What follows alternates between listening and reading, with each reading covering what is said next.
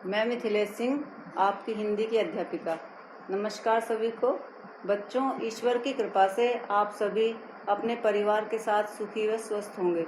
मैं आशा करती हूँ कि आप सभी कोविड-19 महामारी के समय शासन व प्रशासन के द्वारा बनाए गए नियमों का पालन करते हुए अपनी छुट्टियाँ अच्छे से आप लोगों ने बिताई होंगी।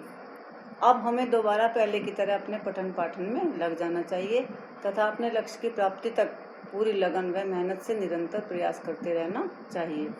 ठीक है बच्चों। तो बच्चों, आज मैं आपको क्षितिज भाग 1 के गद्य खंड का दूसरा पाठ ल्हासा की ओर लेखक राहुल सांकृत्यायन जी पढ़ाने जा रही हूँ। इस पाठ की व्याख्या करने से पहले मैं इसके लेखक राहुल सांकृत्यायन जी का जीवन परिचय आपको बताती हूँ। ध्यानपूर्वक सुनिए। राहुल सांकृत्यायन का जन्म सन 1893 में उत्तर प्रदेश के जिला आजमगढ़ के गांव पदेहा में हुआ था। उनका वास्तविक नाम केदार पांडे था। उन्होंने अपनी शिक्षा काशी, आगरा और लाहौर से ग्रहण की। वे सन 1930 में श्रीलंका गए और वहीं रहकर उन्होंने बौद्ध धर्म ग्रहण कर लिया। बौद्ध धर्म में दीक्षित होने के बाद उनका नाम राहुल सांकृत्यायन हो गया। राहुल जी पाली, प्राकृत, अपभ्रंश, तिब्बती, चीनी, जापानी, रूसी सहित अनेक भाषाओं के ज्ञाता थे। यानी इन्हें बहुत सारी भाषाओं का ज्ञान था। अनेक भाषाविद होने के नाते ही उन्हें महापंडित कहा जाता था। उनकी मृत्यु सन 1963 में हुई। कार्य एवं रचनाएं। राहुल सांकृत्यायन बहुआयामी प्रतिभा संपन्न व्यक्ति थे। उन्होंने उपन्यास, कहानी, आत्मकथा, यात्रावृत्त, जीवनी, आलोचना, शोध आदि अनेक विधाओं में साहित्य सृजन किया। उन्होंने अनेक ग्रंथों का हिंदी अनुवाद भी किया।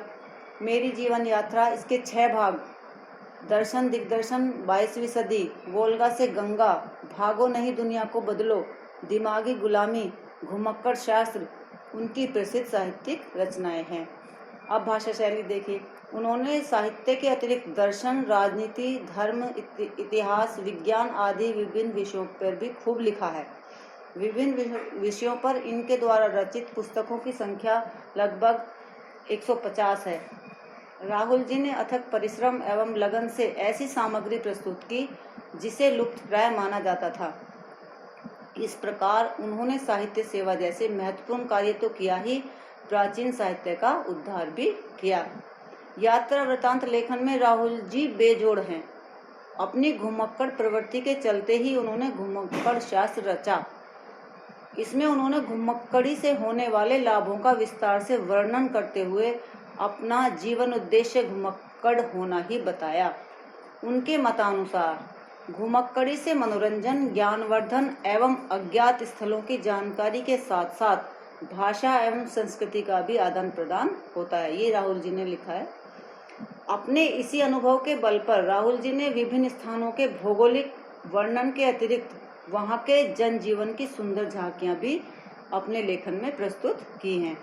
दूसरे शब्दों में हम कह सकते हैं कि उनके घुमक्कड़ी जीवन की झलक उनके साहित्य में सर्वत्र यानी हर जगह दिखाई देती है। ये तो हुआ राहुल सांकृत्यायन जी का जीवन परिचय। अब बच्चों, मैं आपको पाठ पढ़ाने से पहले पाठ का थोड़ा सा उस पाठ की जो है आपके सामने परिचय थोड़ा सा बता देती हूँ, तो ध्यान से सुनिए। वो भी प्रस्तुत पाठ यानी ल्हासा की ओर जो ये पाठ है हमारा, ये सांकृत्यायन जी की प्रथम तिब्बत यात्रा उनकी एक संकलित बुक है, उसमें से लिया गया है। राहुल जी सन 1929-30 में तिब्बत की राजधानी ल्हासा गए थे।